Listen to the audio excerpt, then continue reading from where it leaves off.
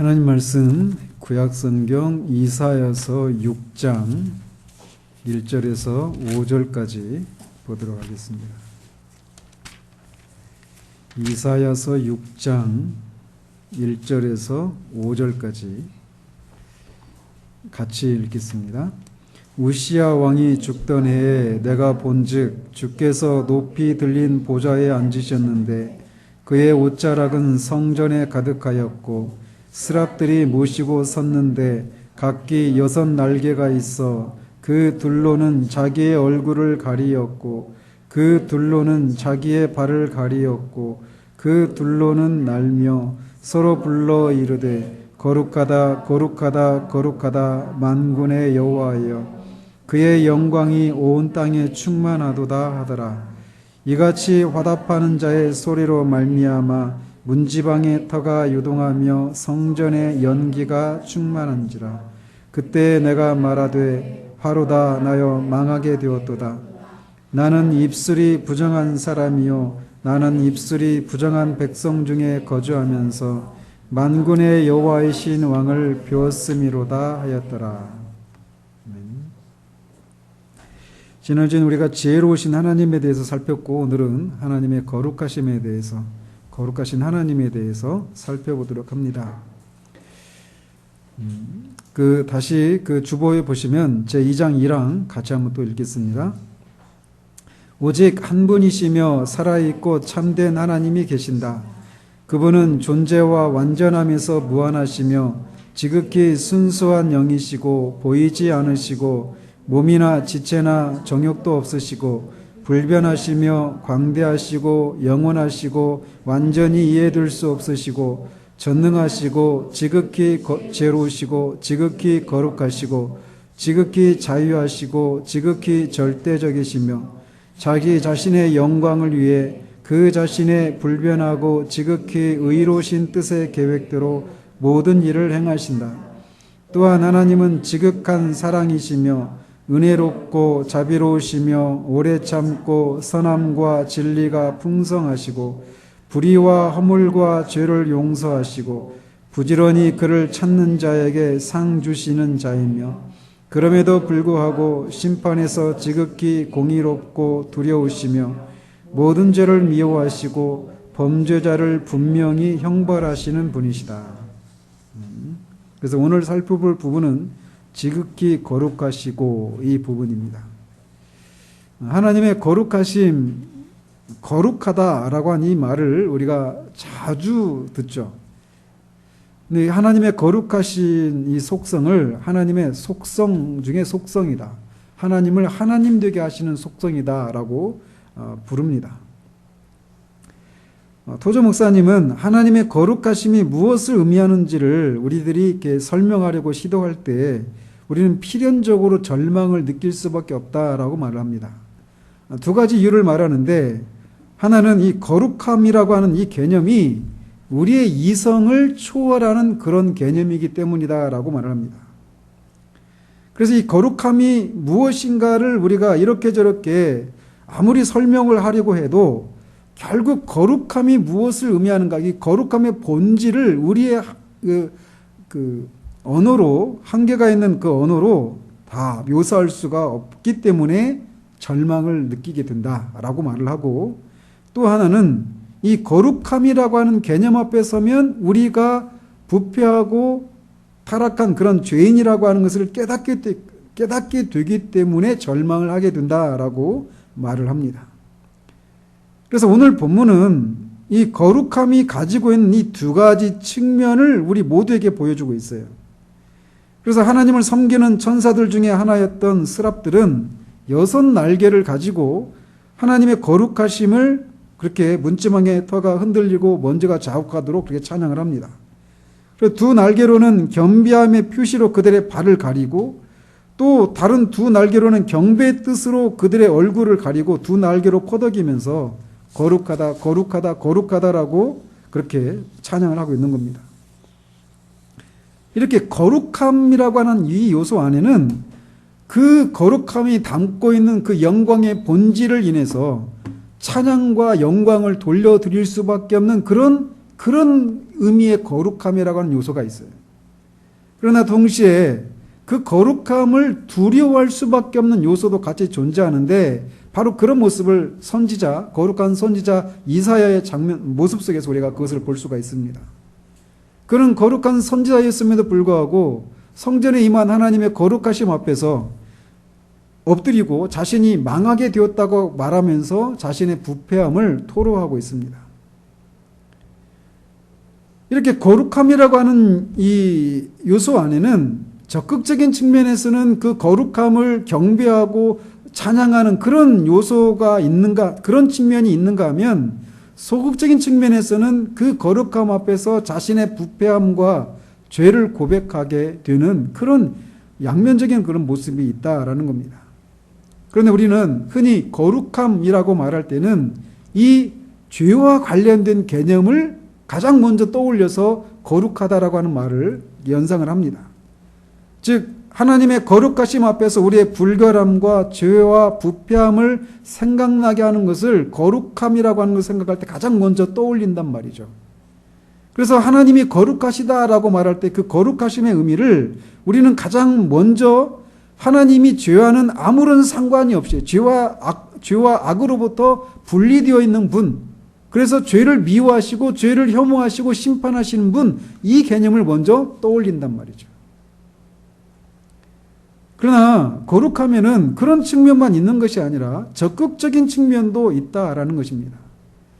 그래서 그 거룩함을 우리가 맞닥뜨리게 되면 그 거룩함 앞에 우리의 죄인됨을 인해서 엎드리고 우리의 부패함과 부정함을 인해서 그렇게 죽은 자처럼 엎드리게 되는 그런 죄와 관련해서 그렇게 반응하는 그런 모습만 있는 것이 아니라 이 스랍들처럼 거룩함을 찬양하는 그런 요소도 있다라는 것입니다. 그런 의미에서 거룩함을 생각할 때 거룩함을 본질적이고 완벽한 순결이다 이렇게도 설명을 합니다. 순결함 또는 순수함이라고 말할 수 있어요. 그래서 순결하다, 순수하다라고 말할 때는 거기에 그 어떤 것도 섞이지 않은 완전한 순수함을 의미합니다. 물론 그렇게 말한다 해도 거룩함이 의미하는 적극적인 의미를 다 설명할 수 없어요. 그러나 일차적으로 거룩함을 적극적인 측면에서, 즉 우리로 하여금 그 거룩함을 발견할 때 찬양할 수밖에 없는 거룩함이 의미하고 있는 그 적극적인 측면 첫 번째 의미는 아무것도 섞이지 않은 완전한 순수함, 순결함, 그것을 의미한다라는 것입니다.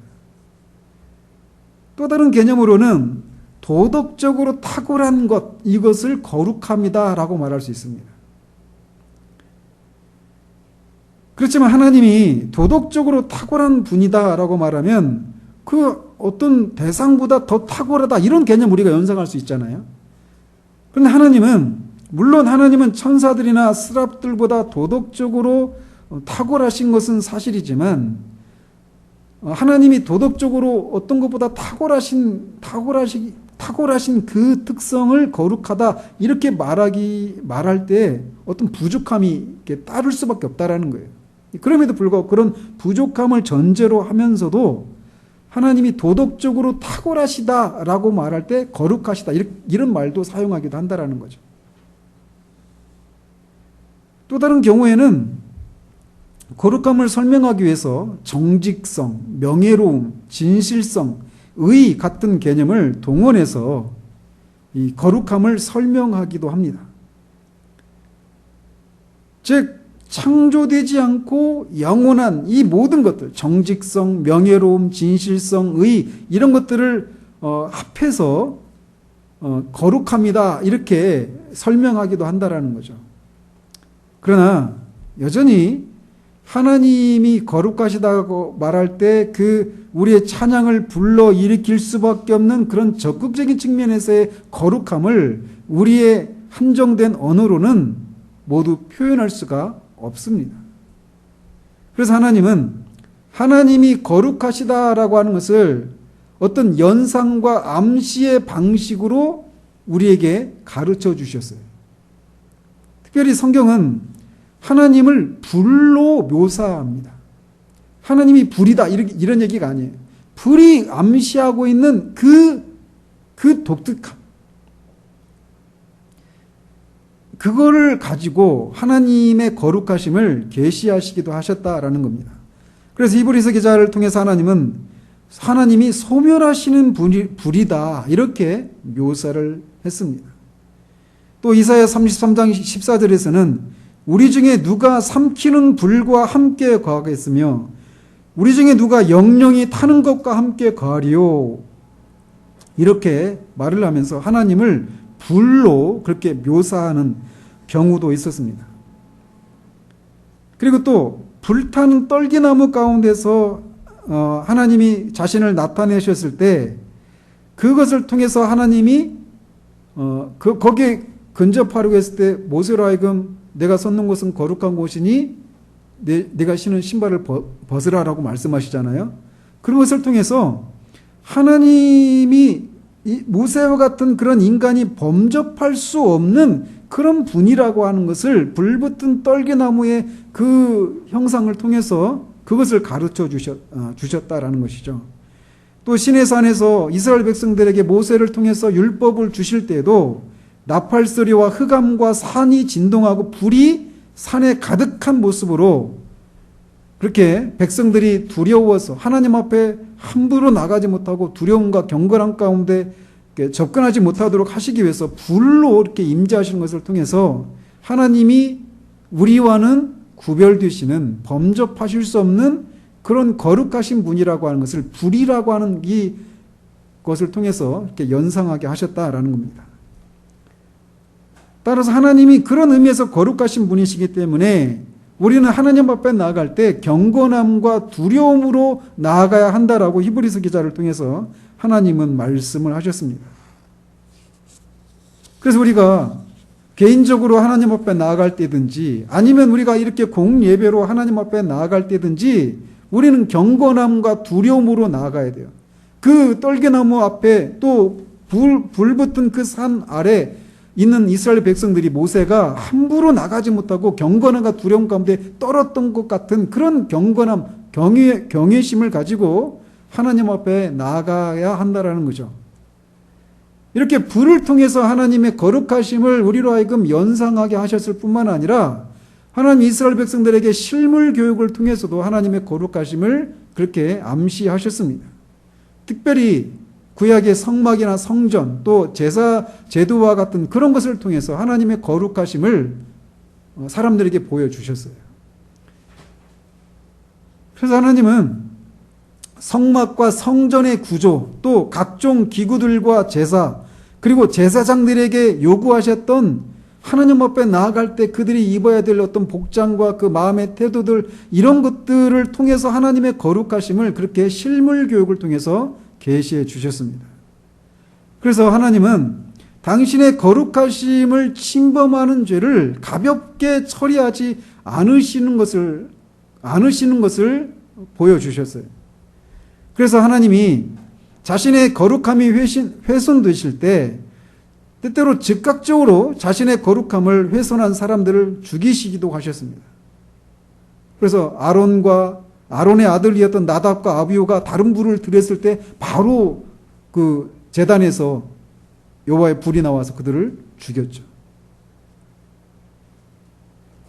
또 수레에서 법궤가 떨어지는 것을 막기 위해서 손을 뻗어 법궤를 잡았던 우사가 그 자리에서 즉사했습니다. 또 호기심에 법궤를 들여다보았던 벳셈에서 사람들이 즉사하기도 했고 이런 일들을 통해서 하나님 앞에 나아갈 때 우리가 하나님은 거룩하신 분이셔서 우리가 범접할 수 없는 그런 분이라고 하는 것을 교훈하셨다라는 겁니다. 그래서 그런 하나님 앞에 나아갈 때 우리가 경건함과 두려움으로 나아가야 하는 거예요. 이렇게 죄와 악에서 분리되어 있다라고 하는 이 하나님의 거룩하심에 대한 교리는 우리로 하여금 죄가 무엇인가를 우리에게 가르쳐 줍니다. 우리가 죄인이라고 하는 것을 깨닫게 되는 것은 우리가 행한 어떤 일들을 돌아보는 것을 통해서 깨닫게 되는 것이 아니라 아까도 좀 전에 말씀드린 것처럼 하나님의 거룩하신 임재 앞에 우리가 서 있다라고 하는 것을 인식할 때 우리가 죄인이라고 하는 것을 깨닫게 되는 것입니다. 그래서 우리가 하나님의 임재 안에 들어가 그의 거룩하심에 대한 개념을 조금이라도 갖게 되면 우리는 즉시 우리가 비열하고 끔찍한 죄인이라는 사실을 알게 됩니다. 오늘날 이런 식으로 자신의 죄인됨을 깨닫는 사람이 많지가 않습니다. 하나님의 거룩하신 임재 앞에서 자신이 죄인이라는 사실들을 깨닫지 못하고 있기 때문에 우리가 하는 회개가 굉장히 피상적이고 또 자신의 죄인됨을 고백하는 그 죄인됨의 고백도 피상적이고 그렇기 때문에 구원자 예수 그리스도의 그 대속사역에 대한 이 고백도 피상적일 수밖에 없게 되는 것입니다. 그 뿌리에 하나님의 거룩하심에 대한 바른 인식이 없기 때문이다라는 겁니다. 하나님은 거룩하신 분이시기 때문에 소멸하시는 불이라고 성경은 우리에게 말씀합니다. 그래서 하나님은 죄를 참아 보지도 못하시는 분이라고 하박국을 통해서 말씀하셨고 그 거룩하심을 인해서 죄인된 우리에게 반드시 중보자가 필요하다라고 하는 사실들을 우리에게 일깨워주고 있습니다.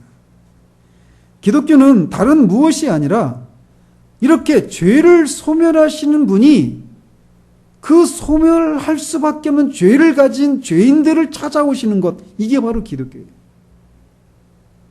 어떻게 죄를 소멸하시는 거룩하신 하나님이 죄 때문에 소멸당할 수밖에 없는 우리를 찾아오실 수 있을까요? 그렇기 때문에 우리에게는 그리스도의 대속사역이 반드시 필연적으로 필요하다는 겁니다. 왜냐하면 우리의 중보자이신 우리의 보증이신 그리스도의 대속사역이 없으면 우리는 하나님 앞에 소멸될 수밖에 없는 거예요.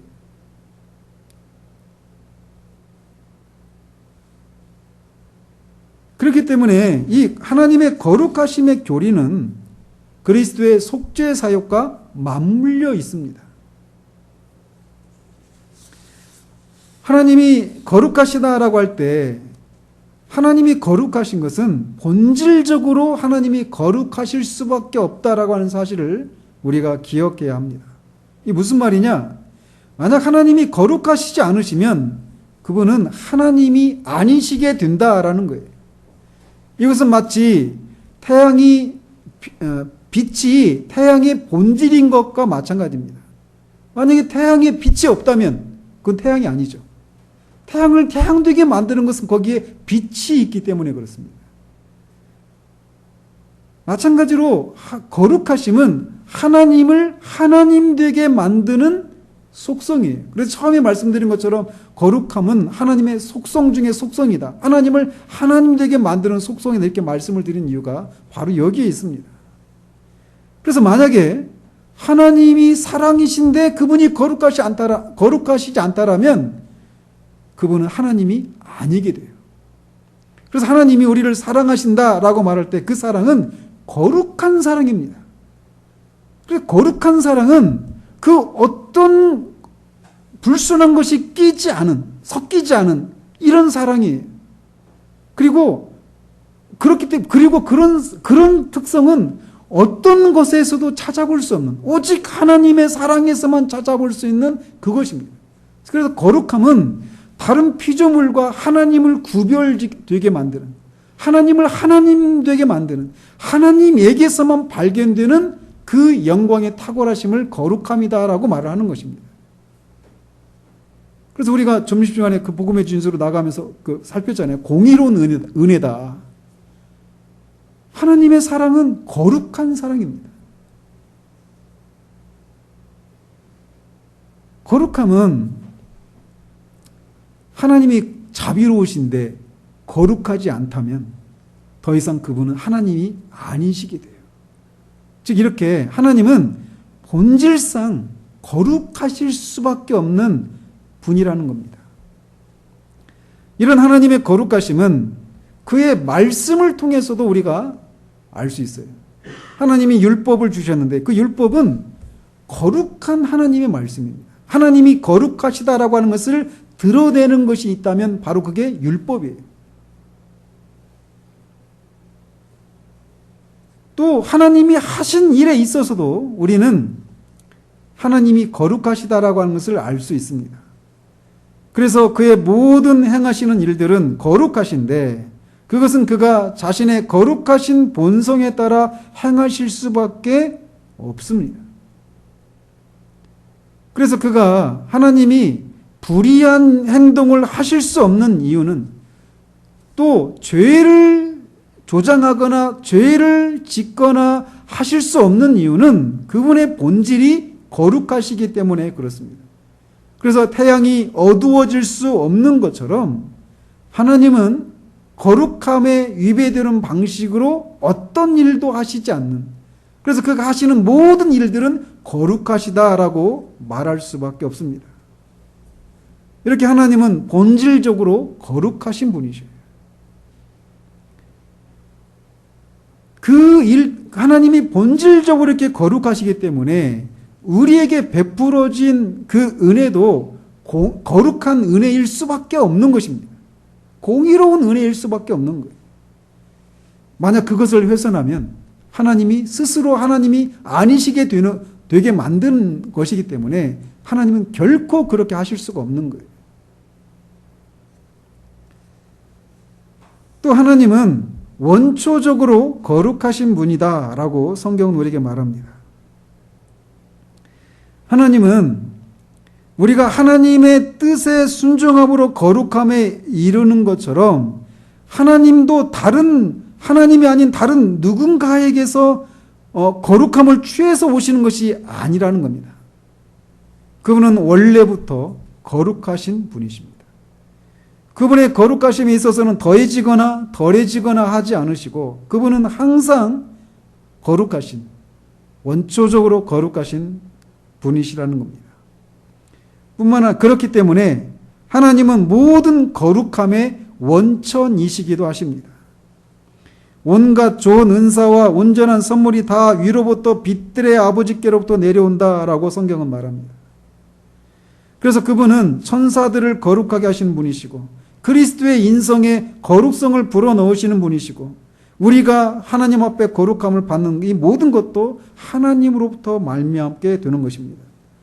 그래서 나는 너희를 거룩하게 하는 여호와니라 라고 말씀하시면서 하나님이 모든 거룩함의 원천이시다라고 말씀하고 있어요.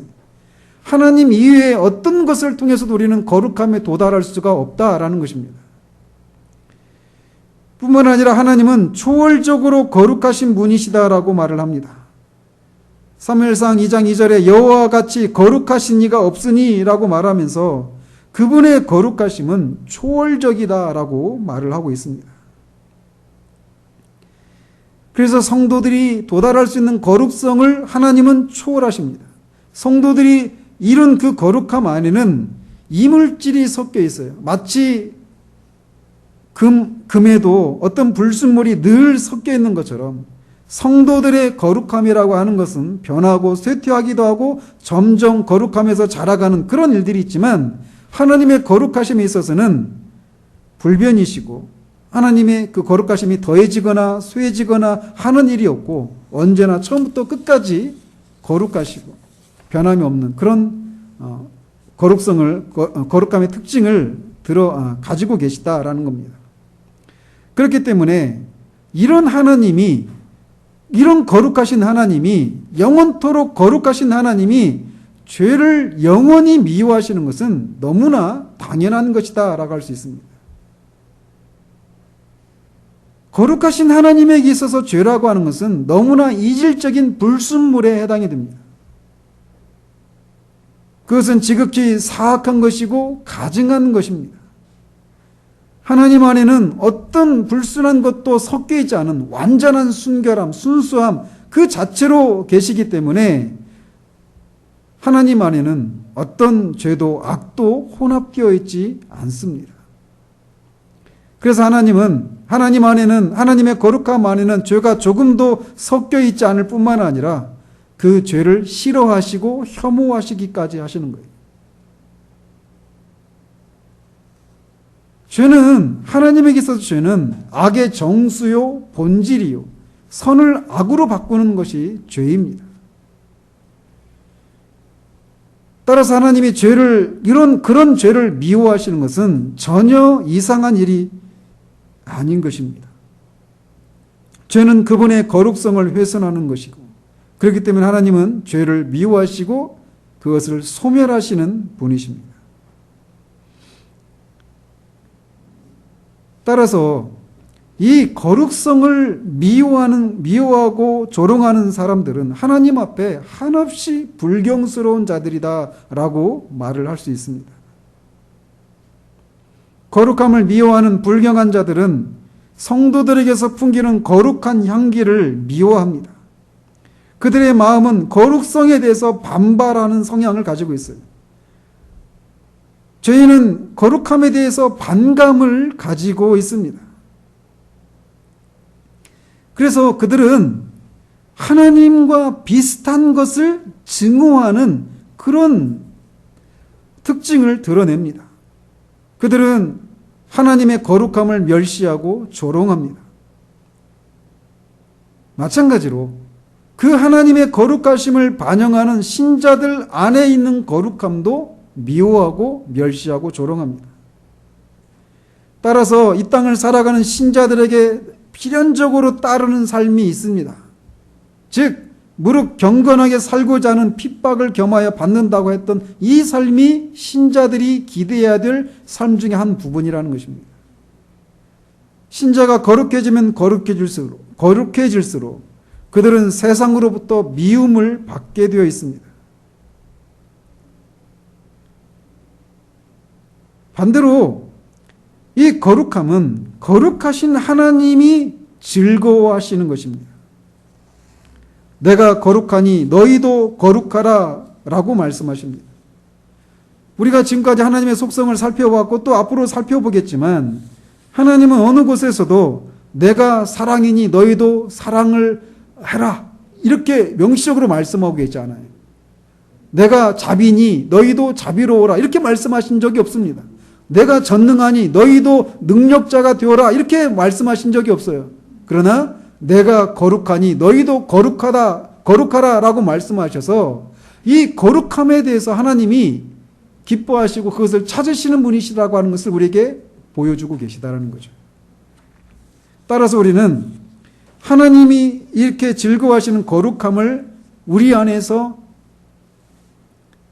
증진시키기 위해서 우리가 마음을 써야 되는 것은 당연한 것입니다. 거룩함에 있어서 우리는 하나님을 닮아가는 그런 일들을 해야 합니다. 그러나 우리가 기억해야 될 게 이 얘기만 하면 우리는 거룩함을 우리 안에서 하나님의 거룩하심을 닮아가는 일에 있어서 우리가 자라가야 한다고 할 때 그렇게 할 수 있는 첫 번째 근거가 무엇인가를 우리가 잊어서는 안 된다는 겁니다. 우리가 거룩하신 하나님을 닮아서 거룩함에 있어서 자라가야 될 이유는 또는 근거는 무엇입니까? 우리가 이미 그리스도의 대속사역을 통해서 하나님 안에서 거룩한 자가 되었기 때문이라는 사실을 언제라도 잊어서는 안 된다는 것입니다. 이미 우리는 모든 신자들은 하나님 안에서 그리스도 안에서 하나님 앞에 거룩한 사람이 되었습니다. 이미 거룩한 자들이 되었어요. 그래서 거룩이다, 우리 입장에서 거룩하다라고 하는 이 개념은 하나님을 섬기기 위해서 구별된 어떤 물건이나 사람, 이걸 거룩하다라고도 말한단 말이죠. 그래서 모든 신자들은 하나님을 섬기기 위해서 따로 구별된 사람이기 때문에 이미 거룩한 사람이다 라고 말하는 것입니다. 그래서 성도라고 부르는 거예요. 우리가 이미 성도이기 때문에 실제적인 거룩에 있어서 하나님의 거룩하심을 닮아가는 일에 마음을 써야 되는 거예요. 왜? 하나님 그 거룩하심을 즐겨 찾으시는 분이시기 때문에.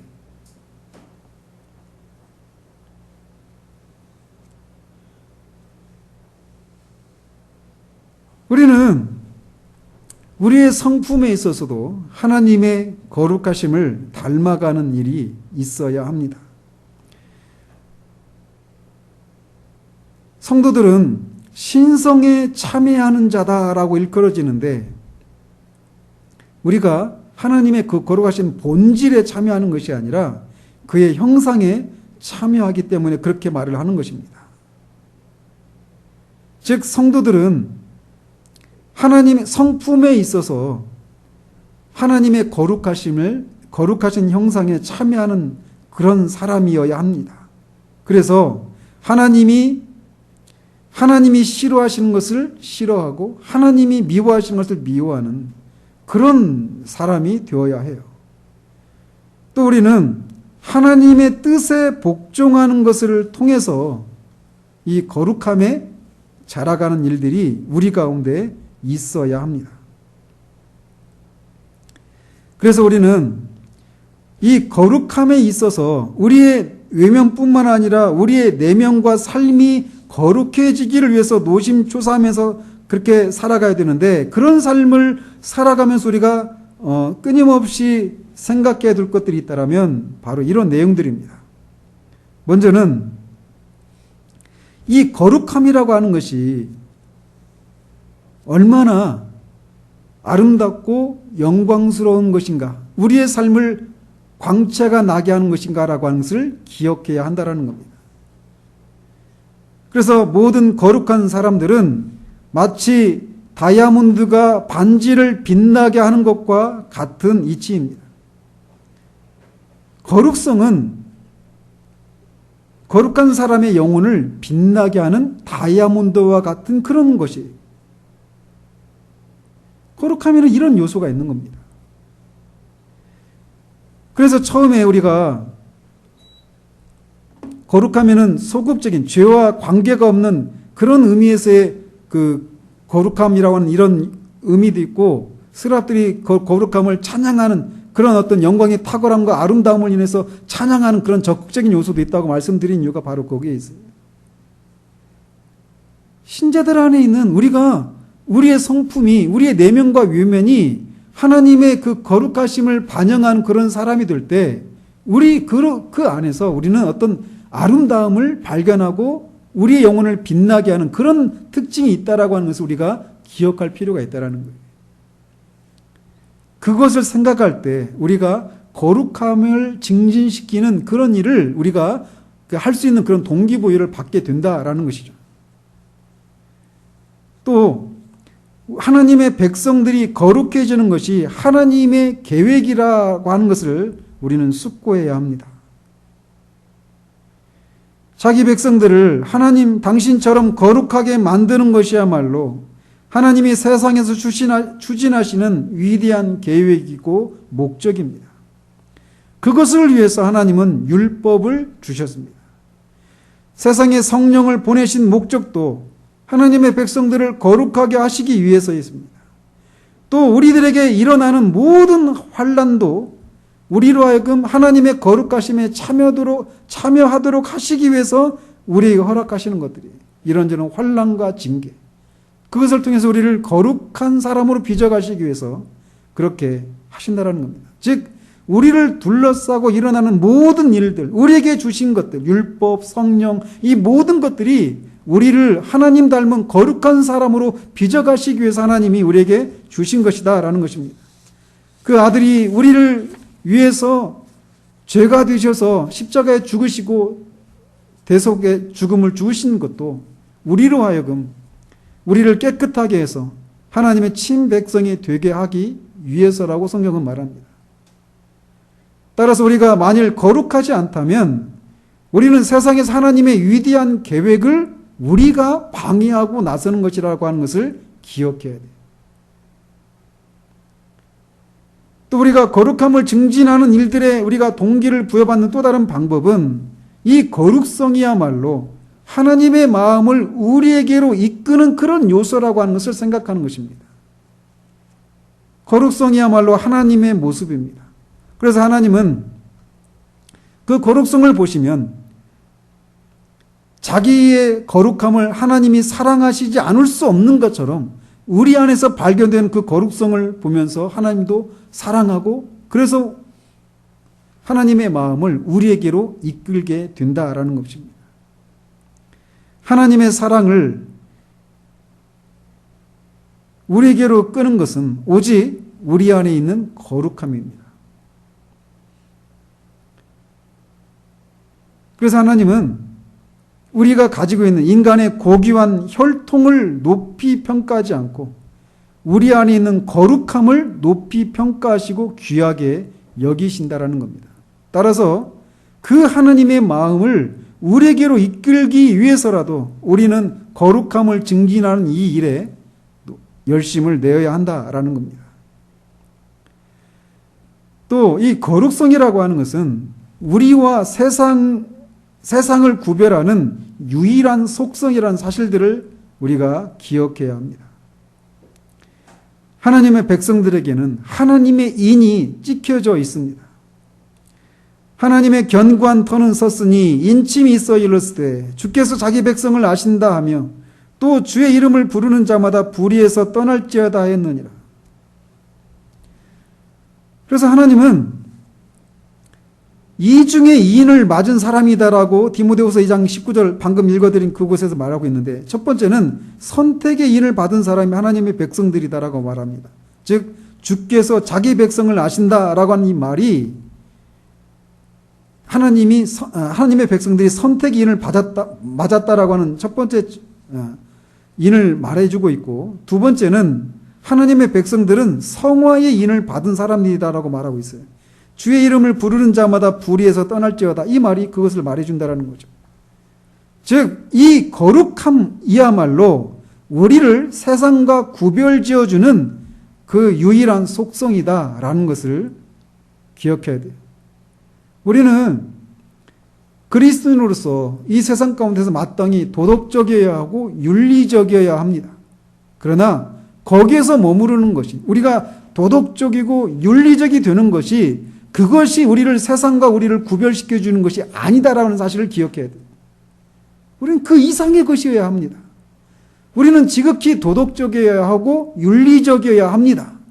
오늘날은 교회가 또 그리스도인들이 너무나 도덕적이지 못하고 윤리적이지 못한 그런 모습들이 너무나 많기 때문에 한 교회가 또는 한 개인이 도덕적으로 어긋나지 않고 윤리적으로 어긋나지 않으면 아주 훌륭한 교회고 훌륭한 그리스도인이라는 칭찬을 받을 정도로 아주 신자의 그런 교회의 어떤 기준들이 아주 낮아진 그런 시대를 살고 있어서 마치 우리들의 교회의 목적이 또는 신자들의 어떤 목적이 도덕적인 사람, 윤리적인 사람이 되는 것쯤으로 생각한단 말이죠.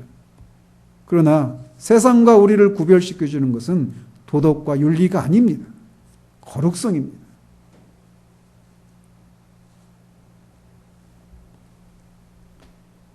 세상과 우리를 구별시켜주는 것은 거룩성이 있어요. 도덕적으로, 윤리적으로 아무런 책 잡힐 것이 없는 그런 사람이 되는 것이 우리로 하여금 세상과 우리를 구별시켜주는 게 아닙니다. 우리가 거룩해지는 것, 그것이 우리를 세상과 구별시켜주는 유일한 속성이다라는 겁니다. 그것을 생각할 때 우리가 거룩성을 증진할 동기를 부여받는다라는 거죠. 또 하나는 거룩성은 우리의 명예와 관련되어 있다는 사실들을 알 때 우리는 거룩성을 증진시키는 일들에 열심을 낼 수 있게 됩니다. 신자의 존엄은 그가 이룬 업적이나 지위에 있지 않고 그의 거룩성에 있습니다.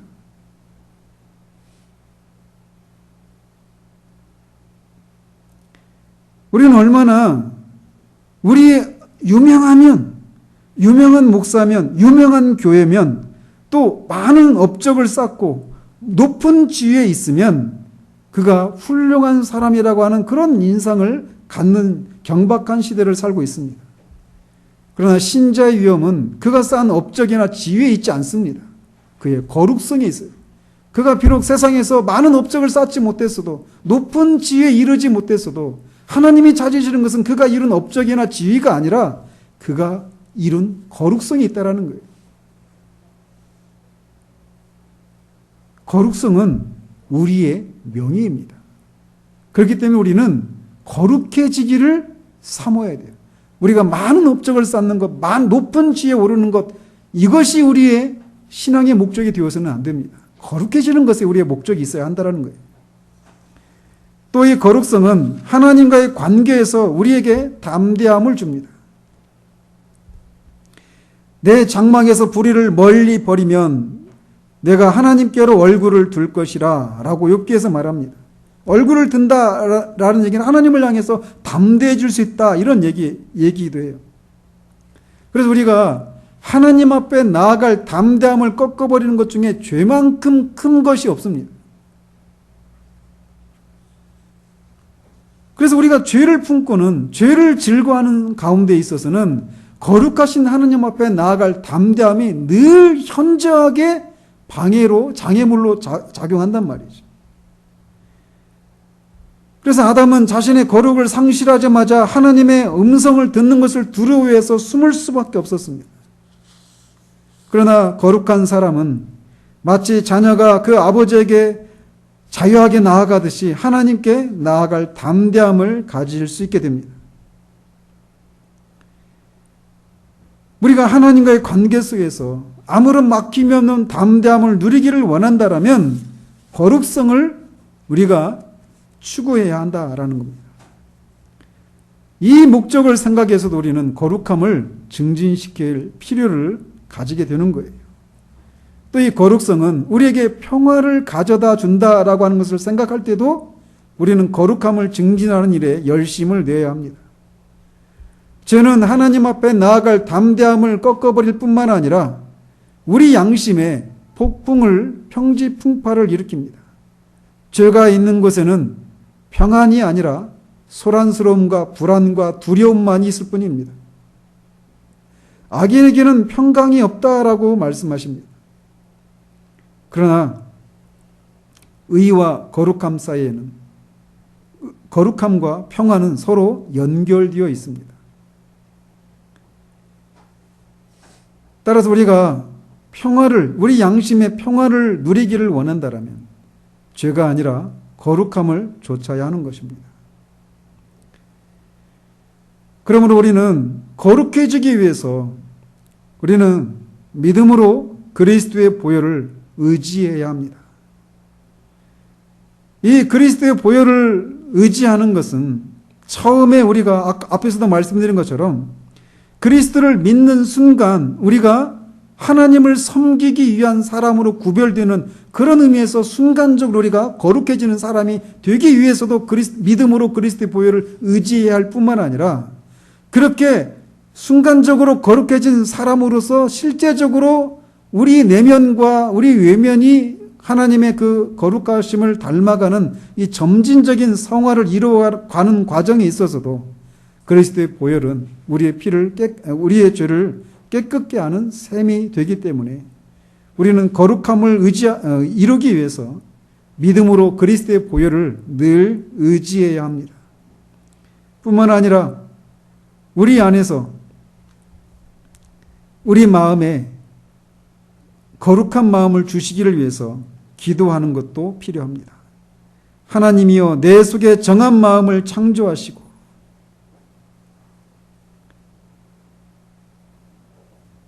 우리의 마음이 거룩한 그런 마음이 되어지기를 위해서 하나님 앞에 우리의 마음을 내어놓고 그런 거룩한 마음이 되어지기를 위해서 기도하는 일이 필요합니다. 마지막으로 우리가 거룩함을 증진하기 위해서 우리에게 실천적인 노력 중에 마지막으로 말씀드릴 것은 우리가 거룩한 자들과 동행하는 것입니다. 지혜로운 자와 동행하면 지혜를 얻는다라고 잠언 기자는 말합니다. 우리가 향수로 가득한 그 방에 있으면 우리 몸에서도 그 향수의 그 향기가 풍기게 됩니다. 거룩한 사람들과 우리가 동행하고 교제를 나누면 그 거룩함의 그 향기가 우리 안에, 우리 성품 안에 생겨나게 됩니다. 그래서 우리가 성결의 열매를 맺는 데 있어서 성도의 교제보다 더 위력이 있는 그런 방법이 없다라는 거예요. 야고보 사도는 말합니다. 하나님을 가까이 하라. 그러면 그를 닮을 것이라고 말합니다. 이 땅에서 신자들과 거룩한 자들과 동행하고 교제를 나누는 것은 우리로 하여금 실제적인 측면에서의 거룩함을 증진시키는 데 있어서 매우 좋은 그런 방법이라고 할 수 있어요. 우리가 이 거룩함, 그래서 죄를 미워하시고 소멸하시고 심판하신 그런 하나님의 거룩하심 뿐만 아니라 그 안에 어떤 불결한 것도 섞이지 않은 순전함, 완전함, 순수함, 그런 모습이 우리 안에 있어서 한편에서는 그 거룩함의 그 영광을 보면서 어떤 사람에게 어떤 그 스랍들이 찬양하는 것처럼 우리 안에 있는 그 거룩함을 인해서 누군가로 하여금 그 거룩함을 동경하고 찬양하는 그런, 우리 자신이 아니라 그 거룩함을 동경하고 찬양하게 하는 그런 삶을 살아야 될 뿐만 아니라 죄를 멀리하는 그런 삶을 통해서 세상과 구별된 그런 삶을 살고, 또 그런 거룩함을 인해, 우리 안에 있는 그 거룩함을 인해서 하나님의 마음이 우리를 향하고, 그래서 그 하나님과 막힘이 없는 그런 교제를 나누는 풍성함들이 우리 가운데 있기를 주님의 이름으로 축원드립니다. 기도하겠습니다.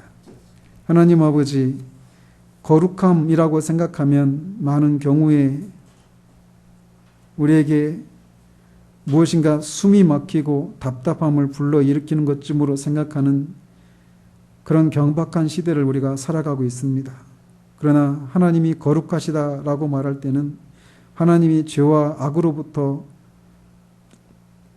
멀어져 계시고 그 죄를 소멸하시고 혐오하시고 심판하시는 그런 분으로서의 거룩함을 말할 뿐만 아니라 스랍들이 그 거룩함을 인하여서 찬양하고 경배하지 않을 수 없는 하나님을 하나님 되게 만드는 하나님의 그 영광의 속성 중에 속성이라 부르는 그 거룩함이 담고 있는 그 아름다움을 또한 우리가 연상할 수 있다는 사실들을 우리가 살펴보았습니다.